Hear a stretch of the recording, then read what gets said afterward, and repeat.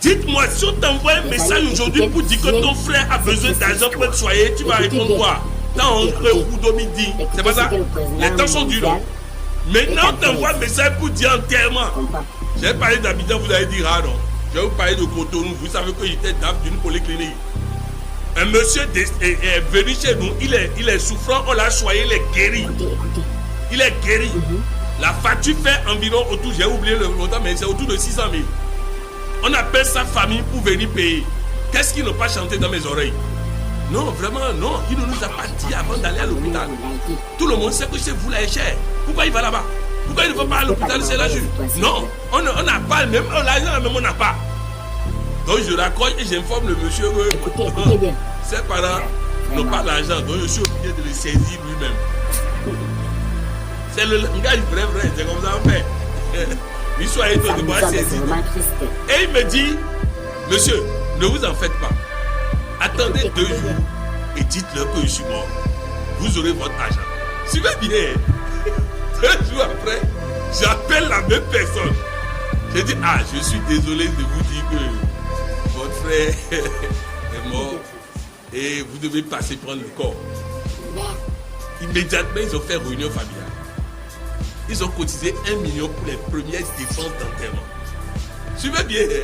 Ils sont arrivés maintenant pour prendre le corps. Et j'ai dit, le corps là, vous payez d'abord notre facture. C'était 600 000 il y a 2 jours. Maintenant, c'est passé autour de 800 000. Vous devez payer avant de prendre le corps. Et ils se sont regardés, ils ont dit, de toutes les façons, sans corps, on ne peut pas enterrer. Donc, ils ont passé des coups de fil, pour avoir l'autorisation. Ils m'ont remis les 800 000. J'ai pris et je leur ai dit que le corps est dans la chambre 3. C'est amusant. Suivez bien.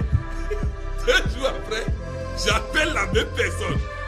J'ai dit, ah, je suis désolé de vous dire que votre frère est mort et vous devez passer prendre le corps. Immédiatement, ils ont fait réunion familiale. Ils ont cotisé 1 million pour les premières dépenses d'enterrement. Suivez bien. Ils sont arrivés maintenant pour prendre le corps. Et j'ai dit, le corps là, vous payez d'abord notre facture. C'était 600 000 il y a 2 jours. Maintenant, c'est passé autour de 800 000. Vous devez payer avant de prendre le corps. Et ils se sont regardés, ils ont dit, de toutes les façons, sans corps, on ne peut pas enterrer. Donc, ils ont passé des coups de fil, pour avoir l'autorisation. Ils m'ont remis les 800 000. J'ai pris et je leur ai dit que le corps est dans la chambre 3. Tu veux bien? Ils sont rentrés dans la salle. Ils ont vu le monsieur assis. Ils ont dit, hé, faut pas nous créer des problèmes. Mais bien tout à coup, tout le monde sait que tu es mort. Il faut mourir, on va t'enterrer, on finit avec ça. Le monsieur s'est levé. Il les a même pas regardés. Il les a dépassés pour partir chez lui à la maison. Mais il lui demande de mourir parce que tout le monde est prêt pour l'enterrer.